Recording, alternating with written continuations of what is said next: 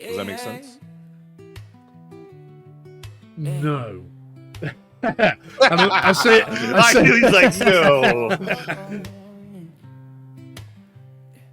Welcome to the Sim Shack. Let the journey begin. Two old souls on a quest where the pixels spin. Sim UK with his Hello, welcome back to the Sim Shack podcast, where realism is not an option, it's a lifestyle choice. Now today we're going to be running a diagnostic, not on your PC, on you. Because every sim player, every gamer, every armchair pilot or Sunday League racing driver falls somewhere on what we're calling the WASD test. And I couldn't run this a test alone, so I brought in the man who has worn the letters off more keyboards than most people have owned. My co-pilots, my grid rival, my controller debating counterpart, Wolsey. Welcome aboard, buddy. How you doing? Hey there, it's actually great to be here. And just for the record, don't forget that inside of the keyboard, the RBT gives at least 10 horsepower, so I'm probably more advanced than you. See, that's exactly why you're here, buddy. Today we're going to be asking the questions that quietly divide the entire simulation world. Do you run your keyboard into the grave, with all the letters faded, keys polished smooth like sea glass, or are you upgrading every year just to chase the prettier lights, and for that extra horsepower boost, of course? When the mouse gets benched, what's your weapon of choice? Are you Team Xbox, Team PlayStation, or do you swear by a brand that's maybe unheard of for everybody else? And when we hit the really, really big one, does holding real gear, like a steering wheel, a yoke, or a HOTAS, flip a switch in your brain and add to that level of immersion? Do you suddenly sit straighter, drive cleaner, and take it all a little bit more seriously? Let's be honest, how many times have you looked at your racing wheel sitting there, unclamped, cables everywhere, looking a mess, covered in dust, and thought, yeah, I just can't be bothered to put that together tonight? So the question is the setup too much hassle, or is it something that you literally must have? Can you race with keys? Can you fly with WASD? Or is it completely unacceptable? A criminal offence in the sim community to even consider such mindless violence on an unexpected simulator? These are all the questions we're going to be asking today. So let's start simple. Wolsey, keyboard till death, or do you upgrade just for the lights? You know, they say one image is 1,000 words. There's a distinct lack of some certain letters there, I can tell. WASD and E being the four missing keys there. Space, shift, and so on. In reality, I don't buy the new keyboards all the time. They seem to be sometimes doing the same motion in action. Of course, this is actually a Razer. I don't remember which one it is. This is actually the Ornata V3. So, we're still looking for sponsors. And this keyboard is actually one of the greatest ones that I was using. And it was, well, maybe I'll have a better one. But it's really in case, like, I felt really good about it. I love the fact that there's color into it as well. But I don't change it all the time, and I don't see my W and A, so I know where it is. I've been on computers since I can't even remember, maybe probably before a walk. So therefore, I feel that I don't really have to change my keyboard because I know all my key patterns, which is really important. I love the design about it. I have my volume one side and everything. I wouldn't say no to something that's going to be like greater than what I'm looking for, because I do want to have a volume that's going to be more of a dial. But besides that, I don't see the interest for me to change my keyboard every year. Add to the fact that they're not exactly cheap anymore, are they? Keyboards have been going up in price consistently for years now. I think probably Exactly. you'd be looking at the steep side of $100. Is it dollars, Canadian dollars? Is that how you say? Yeah, dollars. That's right. Yeah. So yeah, north side of 100, I think, in Britain as well. Is RGB important to you? I notice you've got an RGB keyboard. I do too. Would you buy a keyboard without RGB, or is it just not an option? I would. It's really the touch about it. Like as long as also like this one's it's comfortable in the touch. The keys are actually not that much depth into it, so I like it, and I can actually move my fingers across. Some of them has like really thick keys that people likes them. I know some of the pro in FPS are actually targeting for those more than anything else, but it doesn't has to get the lights for sure, but it does help. I find it more comfortable because when you're playing a new game and there's like menu, because we play both of us a lot of simulator game, so Yeah. therefore sometime like for example, right now I'm playing Orbound and also I'm playing Alchemy Factory. Orbound for getting my inventory is going to be Q, but in Alchemy Factory is going to be I. And sometimes you're looking to what you're doing, but I think that every gamer in this listening is also having a more darker room. So having light in your keyboard is also helping as well, right? So it's not necessary, but I think it's actually a big benefit for me. And the more I talk and more I feel, yeah, actually it's going to be necessary more than anything else. I hadn't really thought about it before, Sim, but now I have. It's definitely Exactly. RGB. Thank you for making me realize I'm a princess, but yeah. Yeah. Well, if you want to add to the strangeness of that realization, you've just convinced me that I need RGB as well. I didn't realize I Ah, did. there you go. Because there's nobody who's going to be in a bright room playing a game because we all know that every game that we're playing, especially sim games, there's day and night. So during Yeah. nighttime, if you have like your lights really high in your office or gamer room or whatever you guys want to call, it's going to be hard to see on the screen. So therefore, we Yeah. actually dim the light, and when the screen is dark as well as your environment, then the RBG is going to be helping you plus the 10 horsepower. But you know, it's Yeah. the idea. Also, yeah. I mean, I don't know what your keyboard is like, but the keyboard I have, yours has worn down a lot. None of my keys have really worn down. I don't know if that's because I've got a Corsair and maybe the key design is better at withstanding that damage. Who knows? But what How I long have you find, been having that keyboard? I've had this keyboard for quite a few years. I couldn't tell you exactly how many. But what started happening was I was catching keys with my finger, and the underside of the keys, the way that they're mounted to the keyboard, really flimsy plastic. So these little four prongs were snapping. So I contacted Corsair, and they basically said, without admitting that their design is rubbish, admitted that their design is rubbish by saying, we get this a lot. You can pick 20 keys and we'll send them to you for free. Oh, there you go. So one of them was the shift. I think it must have been the left shift. I can't remember now. One of them was definitely the control button. But the thing is, I'd only lost maybe 2 or 3 keys, and I had to pick 20. So I mean, you've Well, I had to sort of look into the future and decide which keys am I likely to lose next, and pick those. exactly. Well, what happened with mine eventually was the keys that I lost after I'd picked my 20 were the wrong keys. So then I had to buy some more keys. So now my keyboard is like made up of multiple different colors and stuff. But I actually bought these. My WASD, I don't know if you've got this by default on yours, but my WASD keys are actually curved. So the D Yeah. curves up to the right, yeah, and the A curves up to the left, W up to the top.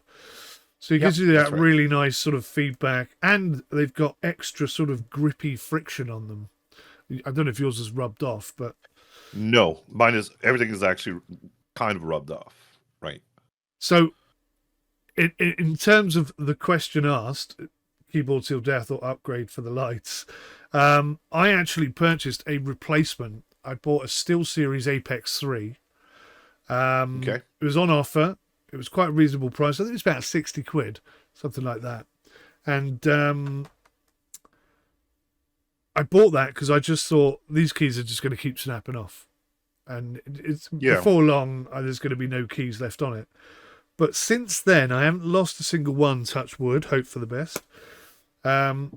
So I bought that SteelSeries well over 18 months ago, and I still haven't swapped. And I'll probably use this to death. So I think I'm a to death man. But also, yeah, but the thing is, we also have to take one point in consideration. A person that's going to be playing FPS game is Yeah. not as hard on the keyboard as we are as a simulator game, because we're going to spend way more time on W, for example, to go forward and go seek whatever is actually at the other side of the planet or whatever. Most of our, how can I say, movement and so on are going to be I would have more said it would be the other way around, to be fair, because really an FPS player is, you know, when they're getting into a fight or an interaction, they're pressing those keys hard and fast. You know that exactly. that thing where they're You moving said it direct. around. That, you Yeah, know, but they you never said it stand still. directly. They actually are tapping and like, and they're jumping and everything. So the space bar is going to have a hit, but it's always like not the same compression that we are doing as continuous W and so on, right? So therefore, when you actually put your W, I don't know if you realize, but your finger is moving just a little bit more. So therefore, there's a pressure and a movement versus an FPS person is making impact. That's going to be like drilling on each one of those keys. Do you see the difference what I'm talking about? Yeah, And this yeah. is where sometimes that paint with impact that's going to be happening more often is going to be lasting more than a pressure that's going to be continuing and moving I around see what because you're that saying. friction is staying there. So I think that's really an interesting point, because obviously the biggest issue you've got with your keyboard right now is that you're rubbing the keyboard tops off. Now that doesn't Yeah. happen on my keyboard. So for me, that's not an issue. The issue for me is when I'm quickly pressing buttons or I'm moving, you know, press a button and move to the left, I'm catching another button and snapping the thing off. So for me, FPS is going to increase the amount of damage that this key. So keyboards out there, then there must be some that are better suited to FPS Yeah. and some that aren't. Yeah, I mean, I know And that since you have a lot anyway. of contacts, maybe we can actually go ahead and do a test, 1 month Do you playing know a what? game. And That would be a fantastic idea. Get some keyboards in and put them through the paces. Treat them really quite rough and nasty and see which one lasts the test. That's a exactly. superb idea. When you aren't using a mouse, what is your go-to weapon? Do you pick an Xbox, PlayStation controller, or do you have some sort of random brand? I see a little joystick in the back there on your I have it shelf. since this is actually what's it called? It's a Cyborg Evo. So it's actually I got this as a gift when it was one of my birthday, and that's the only joystick I had since I played ever. Somebody did go ahead and allow me to borrow one of their joystick for using it. And I remember I used this when I was playing Battlefield 1942. I was one of the best pilot, and I love this here, which is actually the throttle that can actually go ahead and do it directly into it. But in reality, I am a man of multiple items. In my office, I had to clean a lot, and there's a crap load of stuff around me. So therefore, for me to have a joystick and a wheel and all that, I I would have to make decisions or choice. I would have to put like shelves everywhere because um, the reality of things is not everybody can buy. Like I'm going to be talking for the poor man here, but not everybody can afford to have like a big desk or a big PC gamer office, right? Some dads or whatsoever, or even the kitchen table and stuff. I saw that people. So for them to have all this is sometimes difficult. Therefore, having a smaller version that's and this is where we have to also like take a point of view because Logitech and all those big company makes massive joysticks. They make big things where it takes a lot of space versus having a joystick like this one. Everything is in one go into one joystick that is not too far is great because I have a lot of buttons and everything. So my go-to is always going to be a cheaper version because it's less expended versus like having something that's going to be big and everything. Does that make sense? Yeah, absolutely. I started out when I started out Sim UK. I was in the far corner of the bedroom. I had a corner desk there, and I'd stacked some shelves up, and I had a bookcase next to me, and basically that was it. And every time I wanted to swap, let's say I was doing a bit of racing or a bit of flying, I would have to swap all my joysticks over. Then I sort of branched out into sort of bespoke systems where you could attach your wheel and your pedals and everything to it, fold it down, put it away. Excuse me. And then when you wanted to fly next, you just take that out and open it up, and all of your controls are there. But yeah, it's interesting because, believe it or not, I know people struggle to believe it sometimes, but I too am a poor man. Everything I do here is done on a very tight budget. But I also do have a sim shack. I invested some money into building a shed purely because Sim UK, when it was growing quite fast, a lot of companies were sending me a lot of hardware to review, and some of it's quite big, like a full cockpit. I've got a full cockpit here from Track Racer. Track Racer. Sorry, guys. Still looking for sponsors, by the way. So yeah, I mean, that full cockpit was in the lounge coming up to Christmas, and basically my missus kicked off and said, "That's got to go." And I'm like, "But it's just got here, and I've got to review it, and they're expecting me to showcase it and stuff." So the only option for me was to get this shed, which is now too small, and I'm expanding it to be twice the size. I mean, I never expected that to be the case. So I'm very lucky in the sense that I have pretty much every controller you can think of. But see, this is one thing. When you were talking what's my go-to and everything, again, you remember the last podcast we talked about a lot of companies not listening to the little man, right? Which is actually really important. Wouldn't you believe that would be awesome if we could have like a joystick that's going to be directly into your armrest of your chair? I think I've often thought it would be great if I could design an office chair that could be customized to support helicopter controllers, driving controllers, any combination of controllers directly into the chair. So yes, I do think that is an untapped opportunity. Because in reality, if we have something that is right now, Bluetooth is really fast. You have to agree with me. Bluetooth is actually in another level. Yeah. But if we could clip, like having the joystick instead of placing everything in front of you, then you have to reach for your keyboard. Having your joystick here and your throttle or whatsoever, that'll be something great, like one of the greatest thing ever. Because that's going to be easier for everybody, but also at the same time, you need to actually go ahead and find a design that's going to be fitting, to be big enough, comfortable enough, but at least if you have your joystick and having your throttle, that's going to be easier to also have access into, right? I think one area that's been seriously under-delivered in terms of controller support is just basic buttons and switches. I mean, if you're flying an aeroplane, you've got buttons and switches above your head, turn the APU on, start the engines, etc. They are starting to bring stuff like that in. But up until recently, the price of those items has been astronomical. We're talking thousands of pounds for a single device. A single device designed to work on a single aircraft. Who has got that kind of money? Nobody. Or hardly anybody, I should say. So yeah, I mean, I think as a hardcore sim fan, and for me, having the right equipment for the correct aircraft or vehicle makes such a huge difference to the immersion.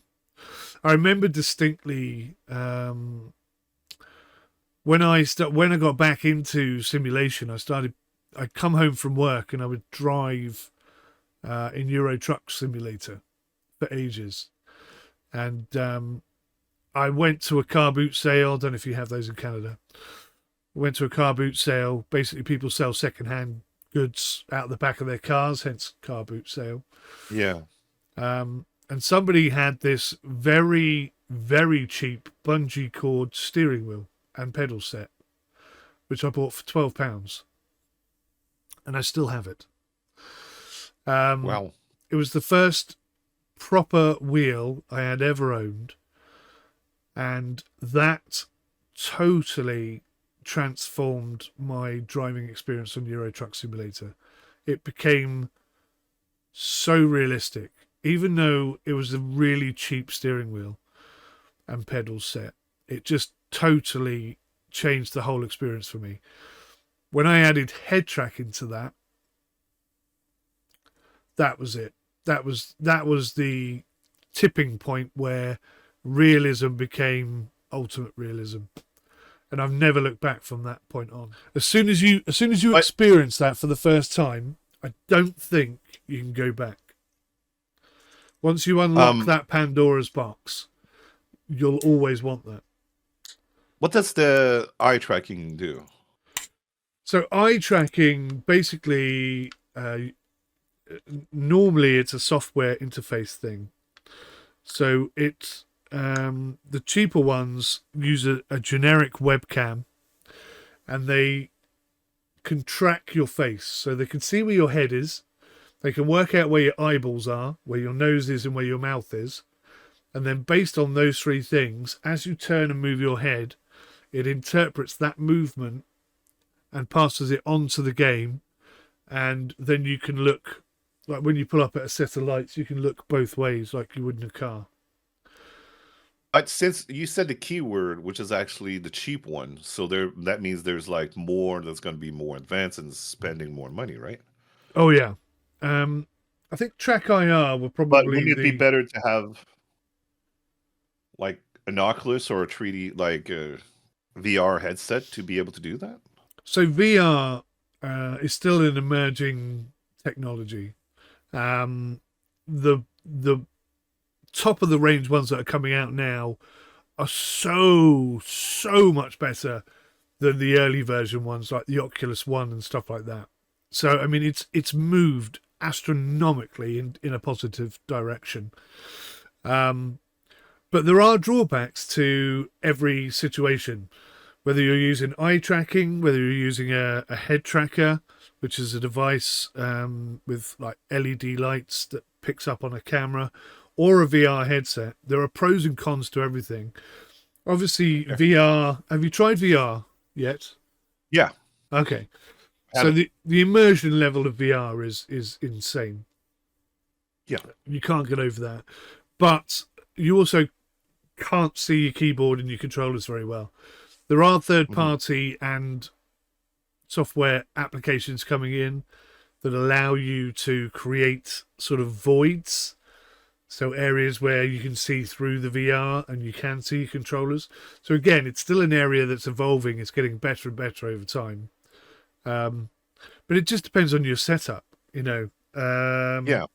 Some people are a bit susceptible to VR. It can make them have motion sickness and stuff. It's down to the person. But yeah, I'd say VR was the pinnacle. Head tracking is probably next down from that. Then eye tracking, and then some sort of manipulated controller joystick input. Yeah. Sort of amalgamation. So like back in the day when you used to move your head with a joystick, you know, you press left and it would turn left. That kind of thing. I had it in there. I did have like a little button at the top where you turn your head on the exactly right. Yeah, hat switch. Yeah. But if I had like more equipment, like you're saying, like let's say the steering wheel and everything, could be another immersive kind of version for sure. And to be honest, I'm trying to think about the experience that I had in my other games. For example, we're just going to start with Farming Simulator or even Euro Truck. As a keyboard user, you get done quickly. You're like, okay, I'm done pretty quickly, versus having a steering wheel and driving around could be something a little bit more immersive. And I believe that would change everything, but I never, and maybe you'll think I'm weird, but I never actually played a simulator game like this with a steering wheel. The only thing, I did have a steering wheel before, and I remember I was in an apartment, 3.5, like that means only one room, a kitchen, and I was working at this time in CGI. And I did have a steering wheel that was actually in the living room, and it took the whole place because I only had a steering wheel, no speed or whatever. It was just like the steering wheel and two pedals.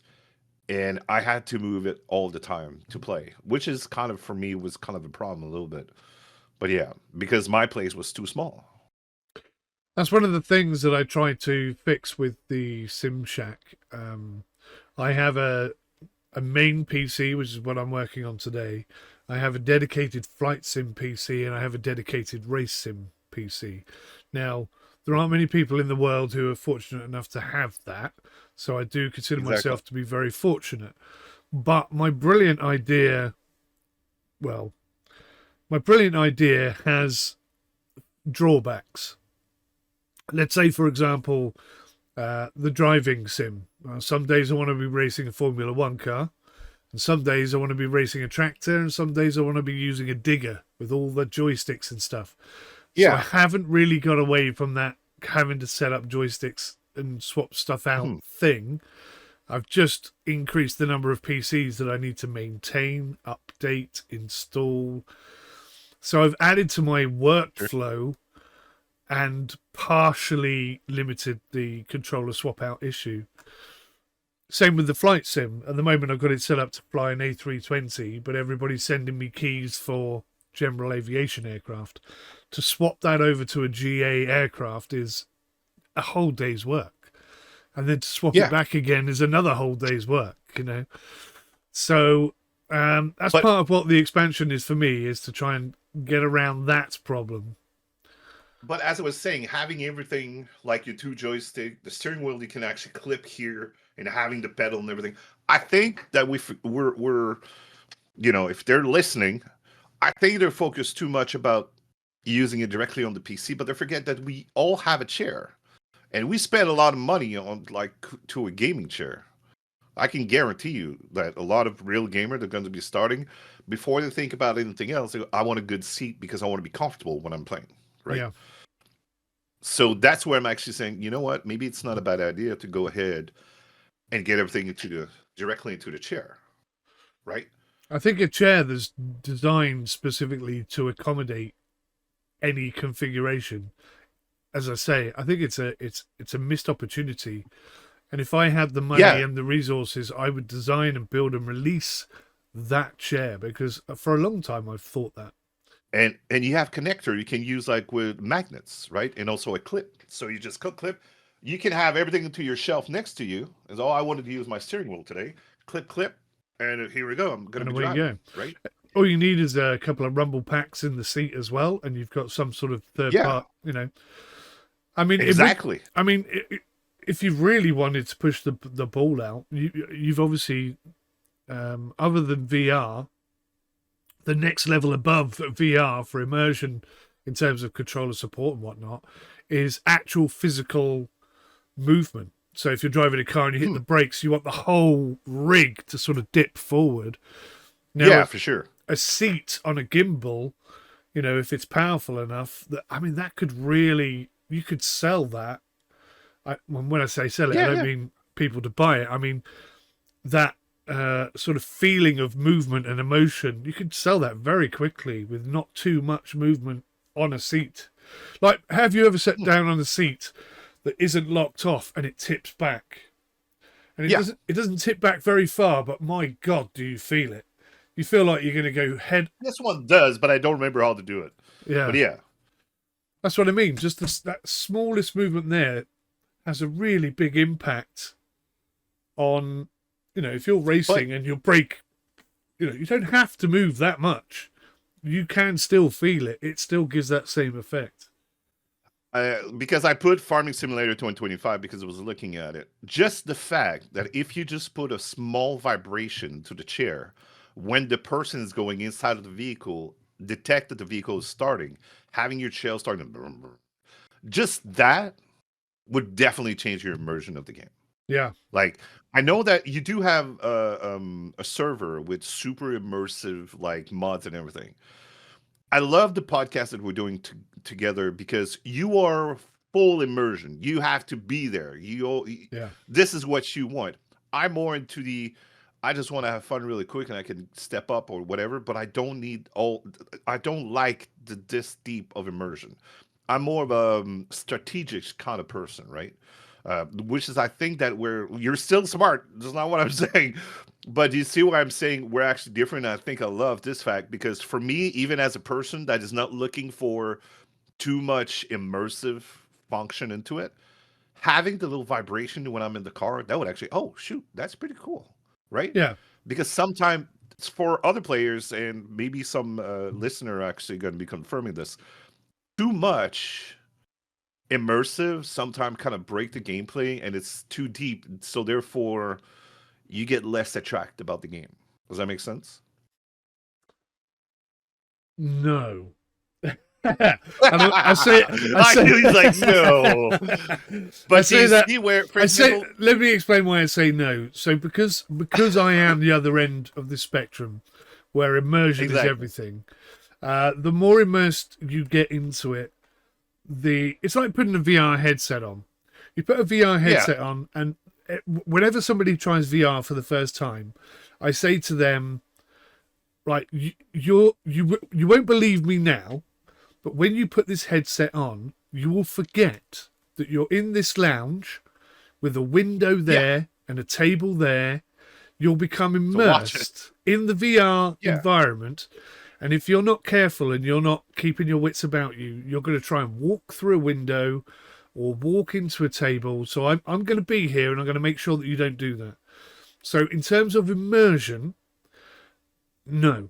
When you're immersed, if it's something you're interested in and you get that immersion level right, there is nothing quite like it, other than the real thing, of course. I agree. However, I'm going to go back to the example of Farming Simulator, right?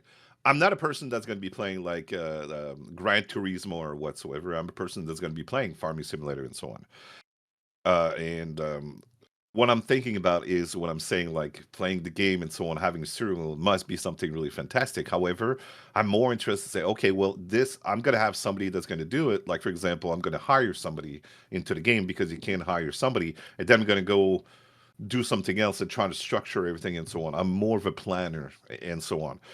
For me, that level of realism sometimes not necessarily needed, right?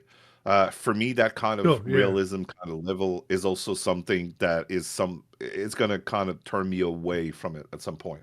That's interesting. Because what I want to do is I want to finish the game and I want to also accomplish something big and so on. For example, right now I'm doing Orebound, and I stopped looking for metal because I can do stone. I can build a big house, and I don't like a lot of people's like, yeah, no, no, you have to check for metals and everything. No, no, I want to build a big house. This is what I want to do, right? It's really on that aspect. However, I do see the attraction that you're talking about, and I do see the need that you guys have, as Mm, you're saying, immersive is everything because when you're playing that game, your mindset is really saying, "I want to go play a game, so I'm here to evade." It's a vacation for my brain to say, "Hey, look, yeah. good boy, you had been doing really great things, and here it is." Right? It's taking you to a place that you love that you could otherwise never visit, like being a Exactly. fighter pilot in World War II.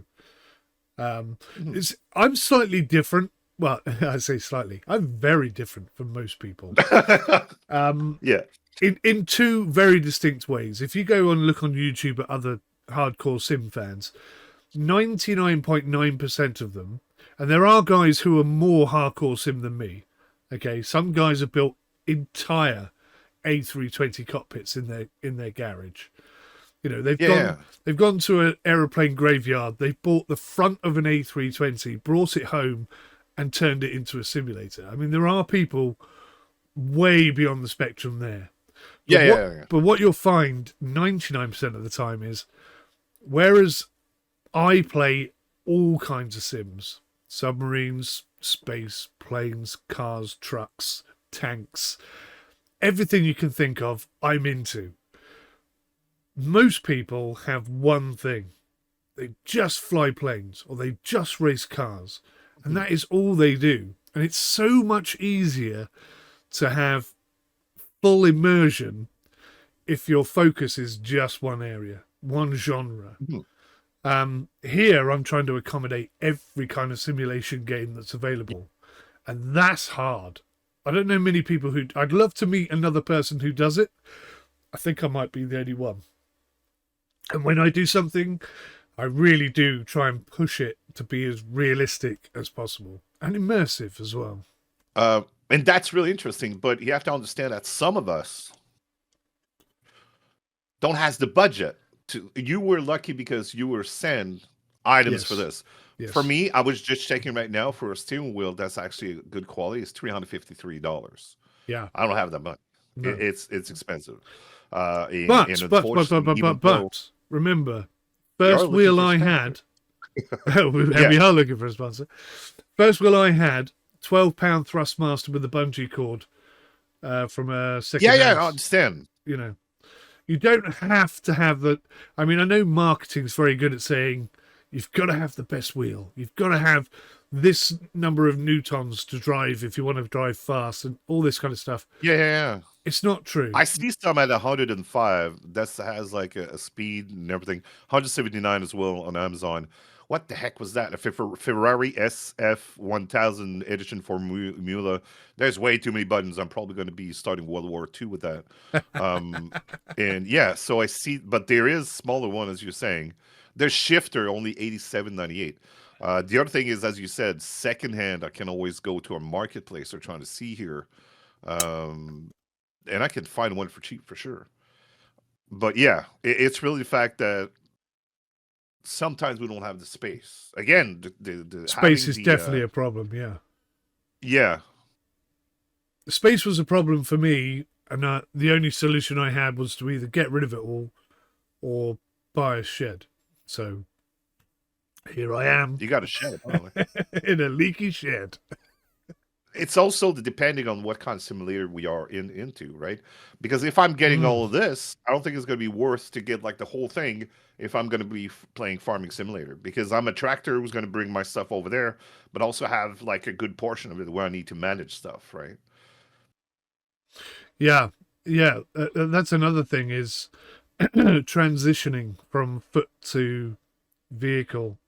And there are games as well, like Armor 3, for example, where you can get out of a tank, run across a field, shoot a few people, jump in a helicopter.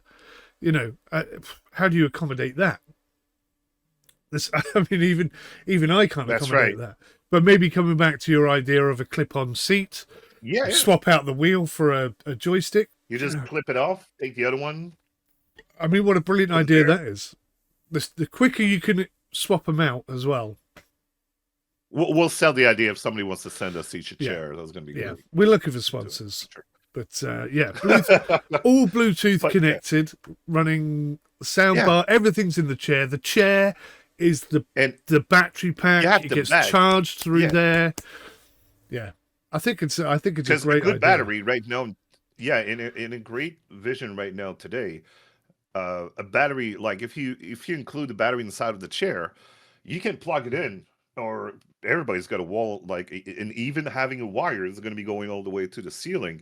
Then you have like your plug that's going to be up there. This is going to be great.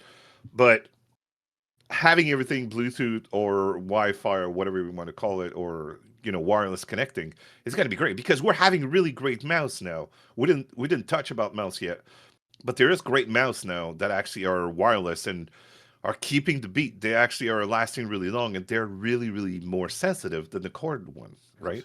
Yeah. So what have we talked about today? We talked about controller choices, controller options, immersion factor. We've talked about VR. We've designed a new seat and controller system, which I'm very excited about, I have to say.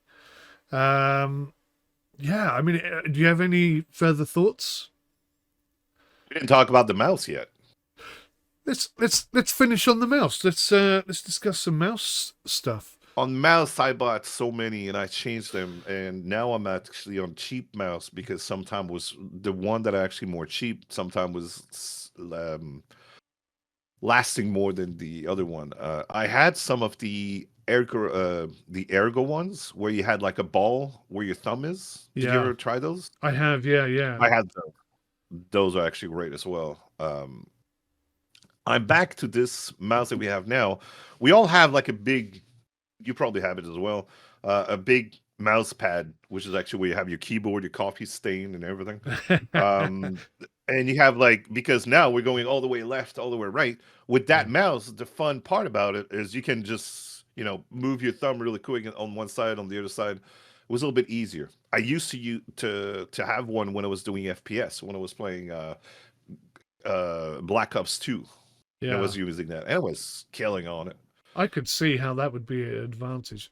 Your thumb would take a bit of a bashing though, would it not? Yeah, more. I know you probably That's for got sure. thumbs that could like break into a can or something after Yeah, years of exactly. I playing like opened up that. beer. I know. Yeah. But yeah, I had a really strong thumb, and yeah. So it was actually effective, and also at the same time, as I was saying, it was more of a question of how to get that wrist a little bit more resting instead of having it always like falling and so on. Because as a gamer, we all are in the same position for a long time, which is actually brings some health issue. Hint for the episode number 4. Yes, indeed. Um, so that's why having those kind of mouse, like the standing one and also the other one, is also a great opportunity if we do have like sometime. And it's not only the hand, by the way. It could come directly into your shoulders, also your pectorals and everything, Yeah. because we are in that really weird kind of It's not position. really a natural position, is it, to be in for hours at Exactly. a time? Yeah, I agree completely. Mhm. But the other, and this is where a little bit it's less on our favor, but sim games versus, as we're talking about FPS game, FPS is round after round. So you do have time when you actually relax and everything.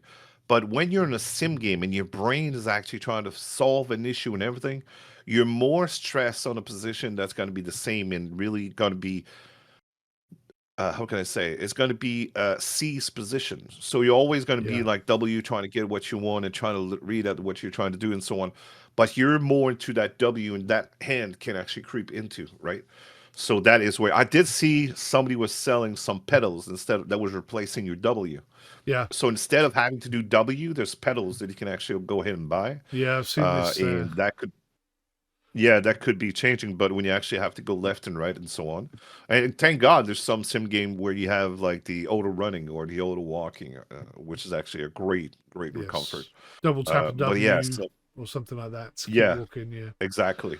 And something you But mentioned yeah, earlier as well, before we started recording, because we had a very brief chat about this. But you mentioned that when you're playing an FPS game and your mouse and keyboard in that kind of position, you're tensed right up. yeah, If a definitely. game is immersive, all your muscles are like, You have your and adrenaline that's pumping yeah, in. yeah, and you're Also, holding and that also at the same time, for time. reflex are more short, so therefore sharper movement, which can damage sometimes your body as well as it is. I know you say you've only got that joystick in the background there, but have you ever played an Xbox control or PlayStation control or something a different I one? have it here, Xbox controller, perfect. So, what would you but prefer I for a long session, a long gaming session?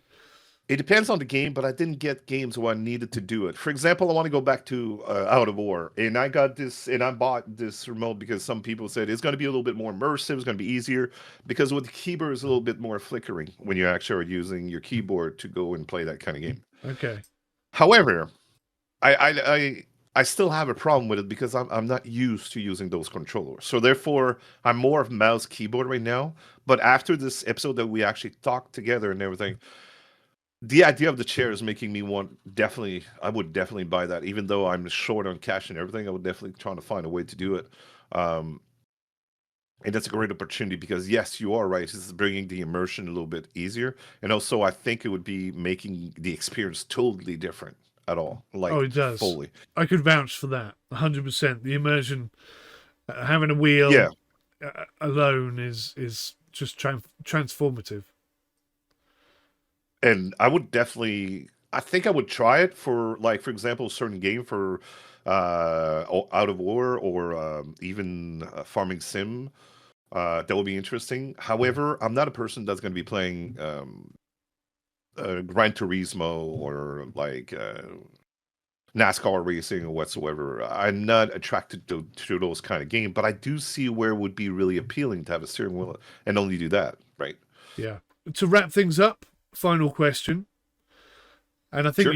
I think you've probably already maybe kind of answered this really, but if I gave you $1,000 right now and said to you, you can buy one bit of kit, what would it be? Something not the chair idea that we came up with, because that doesn't No, no, exist. no, no, no. But in reality, as we are today, Yeah, and not necessarily a particular brand, but just a.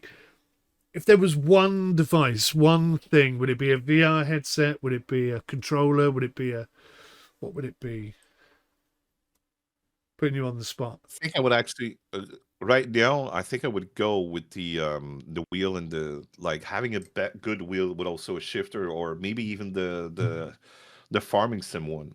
Yeah, I would be really interested to try it because it's not only racing. I want to be the first one. It's really more. This is where I'm actually differing. I really want to be doing something where it's going to be a little bit more strategic and so on. So yeah, I would definitely get the wheel with the little pad here for farming sim. I think you have it as well. Oh And yes. yeah, I would definitely try that. I have numerous versions. I have all kinds of different configurations and all kinds of different pieces that I could bring together. So yeah, if I had $1,000 right What about now, you? yeah, if I had Yeah. $1,000 right now, bearing in mind, I'm very fortunate. I do have a lot of stuff and equipment already. I think I would have to, and I don't think you can get a motion system for $1,000. But if you could, if there was one on sale, secondhand, or even a Chinese knockoff, I think that's what I'd go for. Something You to know raise what? my I would cockpit also up. be interested. Did you see the thing where you're actually standing and you're trying to walk in with your VR headset? Oh, I've It's like seen a one round video of that. plateau. A guy who panics Yeah, and turns and runs. Yeah, that does yeah, look interesting, actually. That might but yeah, be having that might be something that I would. I'd put either that or the motion system. Yeah, one of those two yeah, definitely. I think that would be something interesting Yeah, yeah. because I'd we didn't like to touch try much. one. Like, we talked about like immersive and simulator and everything, but I'm an ex-military, so if I had that, it would be totally different for me. That would be more immersive and more realistic and so on. That would be something different, really, Yeah, um, because yeah, there's a difference and there's a vibe change into it. yeah. Because your body is in it. You're Yeah, physically in it. Yeah, yeah. they even Yeah. have the vests where you can actually feel the bullets and so on. That must be Yeah, something. yeah. I've been looking at those as well. They do look interesting. There's a lot of Mm. actually there's I forget the brand name of it. It's sort of a new product that's being launched by a company, so it's not an existing company, but they have a rifle and a pistol that has full mechanical motion. So it's you can Wow. unload and reload the bullets. You can empty the chamber, and when you fire the gun, it's even got like a force feedback kicking system where the whole chamber is, firing the bullet and then reconnecting, so very Yeah. exciting stuff. Again, this is VR, an emerging market and constantly growing and evolving and getting better Hmm. week after week, month after month. Yeah, it's great. But yeah, We'll have to do a chat on that at some point. Pencil, VR is another episode we're gonna have. pencil that down for another Yeah, episode I in the am. I future. am. Yeah. Right, Wolsey, thank you so much for joining me again. It's always a pleasure to have you here, and It's amazing. always interesting to hear somebody else's perspective on things that I hold near and dear to my heart. Like immersion. Excellent. Thank you out there. If you've got any questions, thoughts, opinions, please let us know in the comment section below. If there are any subjects that you would like us to discuss in the future, please add that down there as well. Next week, I think we're going to probably, shall we announce it now? Dabble in the area of ergonomics and health and gaming and how they sort of intersect. Yeah. Yeah, we should do that. Yeah. All right. Well, thank you once again, Wolsey, and thank you everybody at home. Have a great one. See you again soon. Bye for now. You ever played, let those memories align. In the Sim Shack, we'll talk about it all, from gaming's rich past to the future's car. Simulators world, graphics so bright.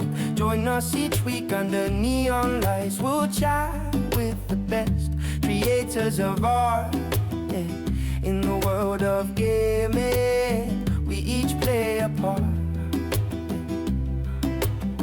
Invite our guest content creators to share publishers and developers with stories so rare. Through the lens of our laughter, we'll face what's ahead. Gaming today, tomorrow, with joy we are fed. Past meets the future in a shimmering frame. The Sim Shack podcast, we're here to reclaim. In the Sim Shack, we'll talk about it all, from gaming's rich past to the future's car. Simulators world, graphics so bright. Join us each week under neon lights. We'll chat with the best creators of art, yeah. In the world of gaming, we each play a part. So tune in with us as we explore and ignite the passion for gaming, where futures are bright. From Sim UK's wisdom to Aussie sweet tone, in the Sim Shack podcast, you'll never be alone. Let's journey together through pixels and dreams. In the world of gaming, it's more than it seems.